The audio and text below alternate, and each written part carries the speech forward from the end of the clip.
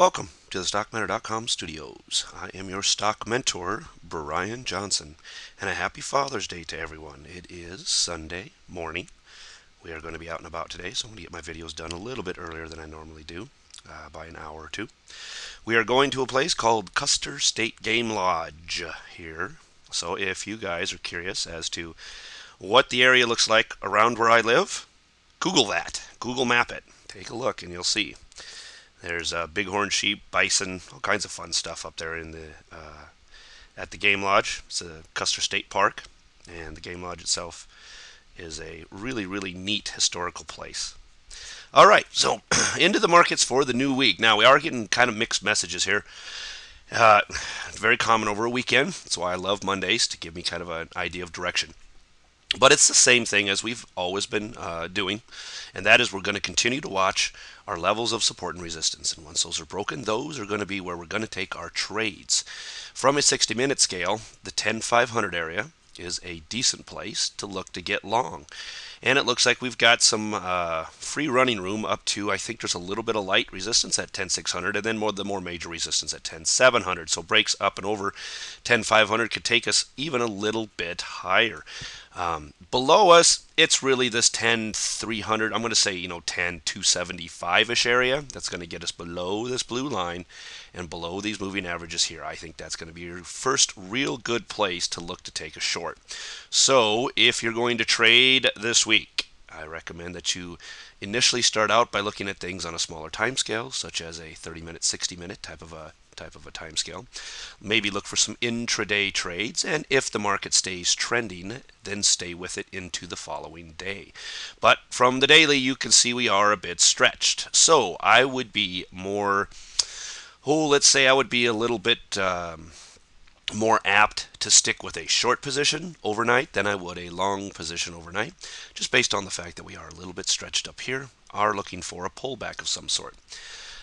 Whether this pullback continues down below these levels or not really doesn't make a difference to me. I'm just looking for a potential pullback. Definitely, I would say within early in the week. Now, the pullback could happen, and if it does happen, it will come back to these 200. Watch for this to hold. We've had a push above it. 1-2 holds of that 200.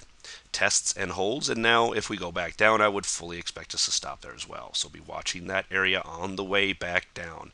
So if we get below that 10-275-ish area, still a very good place to look at a short because it is below this whole mess here too.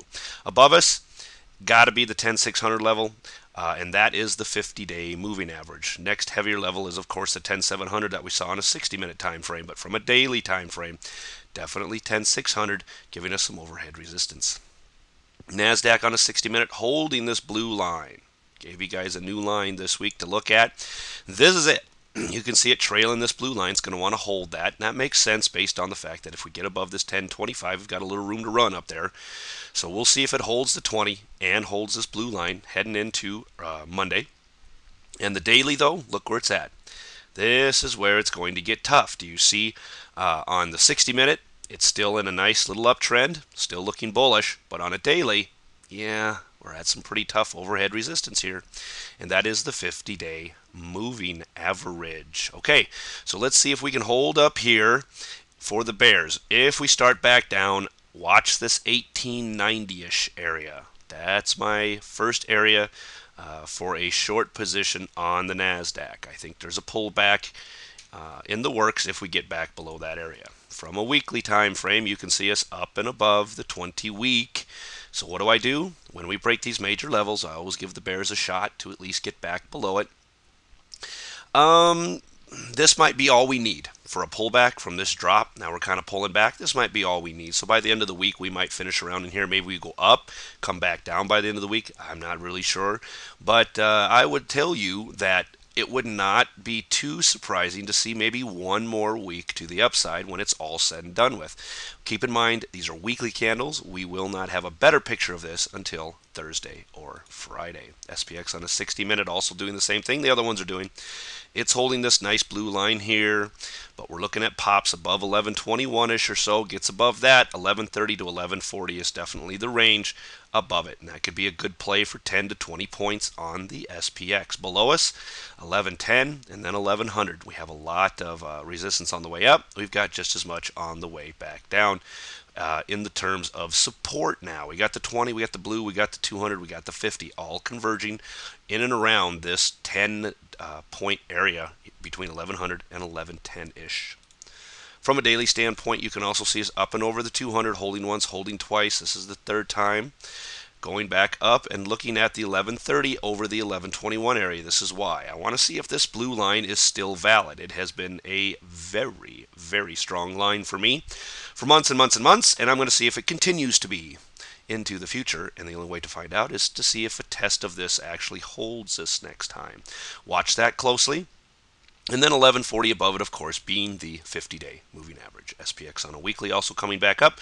On the 20-week moving average, you'll want to keep this one in your charts. Where's that at? 1132. You're very welcome. Write that down. Keep that handy. Keep in mind that that is an area of contention for the bulls to the upside as the week progresses. VIX on a daily also falling down here, but now finding support right here at the 200. As would be expected, I don't typically do a lot of TA on the VIX, but I will admit that the more I start to look at this, the more I find that it does tend to support and follow some of the TA rules. So, with that, I'd like to keep it on my charts. I basically use it as a fear gauge, okay? And that being the fact that we are, from a weekly standpoint, holding the 20 and the 50 down here in this area, and as we drop, typically the markets go up. Is there room for this to drop? You bet. There is. There is still room. We've been hovering down here near 18 for a long time. You see all this mess down here? Some huge spikes up.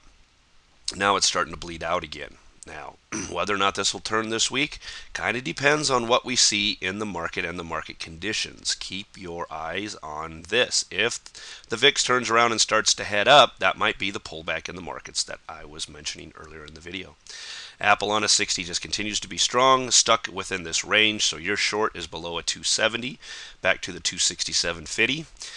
This 50-cent mark in Apple seems to come up a lot. You got 257.50, 267.50. There's a lot of little 50s in here where Apple likes to stop. So 50 cents and the whole dollar, keep those in mind as support and resistance areas on dollar or on Apple as we move forward. Here we are in this range, holding on to it. Below 270 and above 275 are your areas of long and short in Apple. Pushing up and above, now that we're above this area, this can end at any time. It can roll over at any time. It can stop at any time. And that means we could drop Monday, or we could continue up for the next 3 weeks and go to like 350 or something. Keep that in mind as we go forward. The only reason I mention that is because I don't want you guys, especially those of you that are like heavy bullish Apple, Apple is going to go up, right? But it might not go, but it's not going to go up forever. So you guys need to keep in mind there is a time, if you're a trader, if you're a long-term trader, maybe you want to sit around for 20 years and see what happens with Apple. But if you're the type of person that wants to say, okay, I'm going to get out here and I'm going to let it run back for a while, and then I'm going to get in at a better price, which allows you to actually buy more shares when you come back in. So instead of owning, whatever, 100 shares of Apple or 1,000 shares of Apple, you can buy back in and own 1,100 shares of Apple and then make money on the 1,100 shares as opposed to the 1,000 shares. You see how that works? It's actually quite brilliant. And so you need to start setting up a trade plan and getting in your mind when and where you might want to think about taking a little bit of profit off of an Apple. Doesn't mean you have to get out of the whole thing, but maybe you want to take 25% or even 50% of what you own in Apple off the table. See if it drops back, and if it does, buy in at a lower level, allowing you to buy in with more shares, hence making more money as Apple moves back up again. So keep that in mind, because we are, I think, in the finishing stages of this, whatever it might be, like a wave 5 to the upside. And when that happens, then there will be a pullback in Apple and allowing everybody to get back in at a much better price. Apple on a weekly also coming up to this upper level, watching Big Blue. Eventually that Big Blue is going to win out. No question in my mind. This Big Blue held and held and held for all the other indices and stuff. Apple's just a little bit behind everybody else. in the respect that it's just been so strong. It's hard stock to short. But eventually this blue line is going to defeat it, and it is going to fall back down. And we will see a pushback to the 20 and or maybe even the 50-week moving average eventually on Apple. Keep that in mind. FAS on a 60-minute in a trading range. Your long is above 2460. Oops, I should have gave you a short on this too. Below, I'd say below 23. Below 23 and above 2460. Above this 2450 area, there's no sense in playing it long for 10 cents because you've got a falling 200. We'll let it get above the 200. From a daily standpoint, it's hovering here. It's very stretched. If we move sideways, then that's very bullish, but a pullback here would make sense down back to about the $23 mark on FAS. On FAZ, below $14 has always been my short. I'm still looking at that. And same thing on the daily, back below $14 and or back below $13.60 for shorts in on a swing trading standpoint. All right, that'll do it for today. Got about 20 seconds to wrap this thing up, and I hope you all have a happy Father's Day. I'll be back with you tomorrow night. Be safe. Wait for major levels to be broken, and you're going to be just fine. See you tomorrow night. Bye.